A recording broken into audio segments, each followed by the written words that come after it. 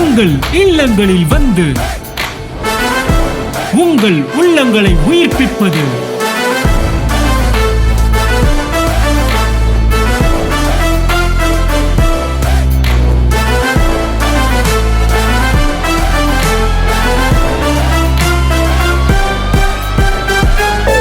உங்கள் channel DJ. Christendom is covered by religious spirit, Jewish spirit. பழைய ஏற்பாட்டு பரிசேயர்கள் ஆவிகளால் நிரப்பப்பட்டிருக்கிறார்கள். 90% கிறிஸ்தவர்கள் இயேசுவின் நாமத்தில் அது கழைய போது. இனி அன்பு நிரப்ப போது சபையை. ஆமென் சொல்லுங்க.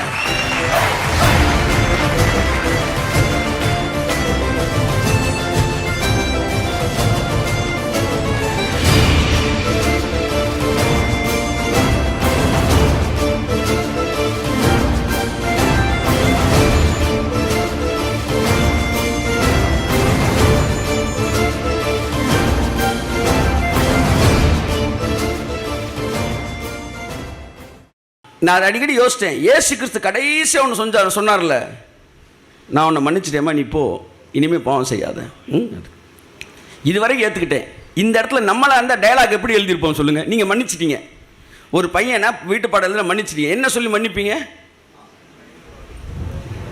இதுதான் லாஸ்ட்டு.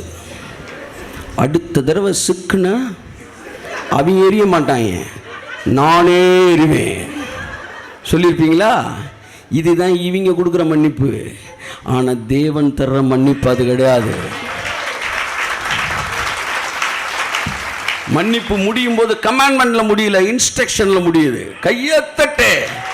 இன்ஸ்ட்ரக்ஷன் வேற, கட்டளை வேற. கட்டளை தவறினால் தண்டனை மறுபடி இருக்கிறது. ஆனால் நீங்கள் மன்னிப்பு நிரந்தரமாக்கப்பட்டிருக்கிறது. ஆனால் அங்கே ஒரு இன்ஸ்ட்ரக்ஷன் உங்களுக்கு கொடுக்கப்படுகிறது.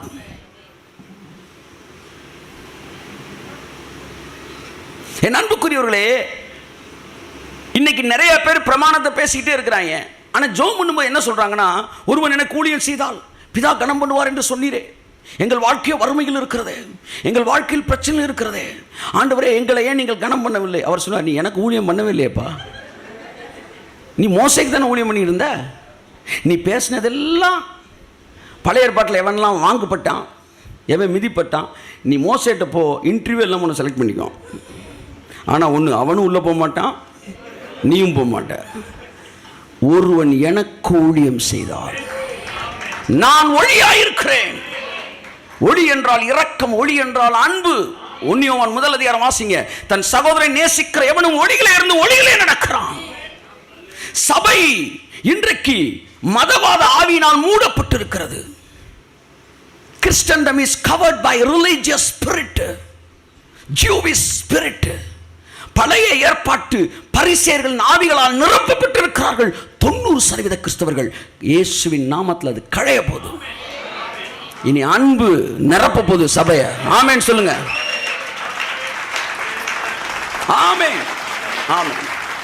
இந்த செய்தி எனக்கு எங்க திரும்ப வந்துச்சு, ஒரு பேங்க்ல நின்றுக்கிட்டு இருக்கிறேன், பேங்க்குக்கு பக்கத்தில். அப்போ நண்பர் ஒருத்தரை காட்டுறாரு. அவர் ஒரு சிறந்த பாடகர். அவர் குறிப்பிட்ட நகரத்தில் இருக்கிறார், ஆலோசனால் பேர் சொல்லக்கூடாது.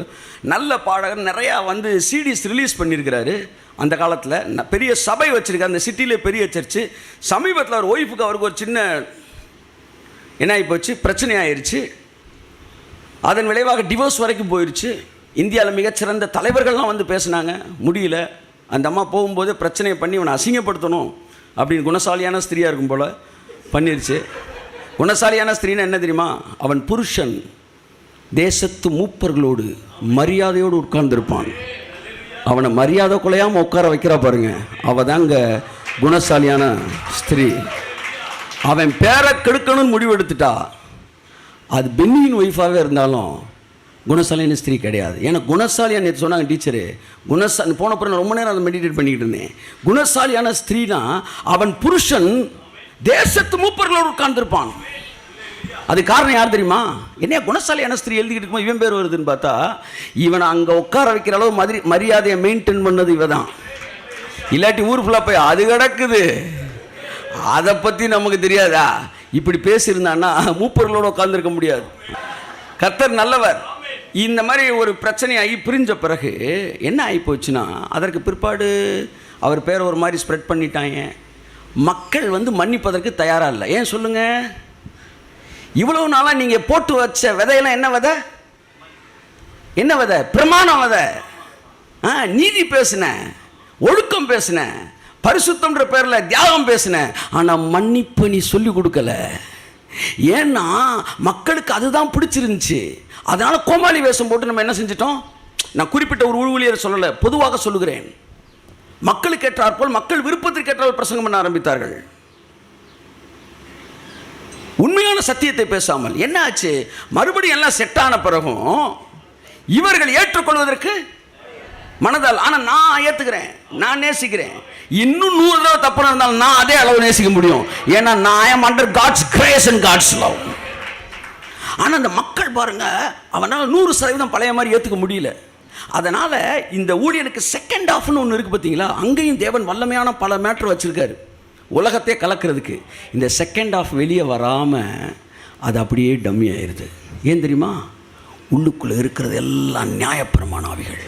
கர்த்தருடைய ஆவியானவர் சொன்னார், நான் உன்னை கொண்டு ஒரு மாபெரும் மாற்றத்தை கிறிஸ்தவ ஜனங்கள் மத்தியில் ஏற்படுத்த போகிறேன். It's a very right and strong word came to me.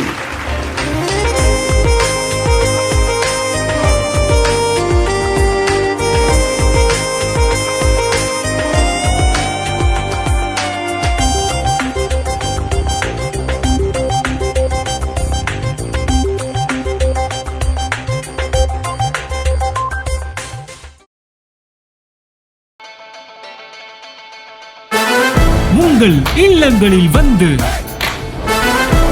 உங்கள் உள்ளங்களை உயிர்ப்பிப்பது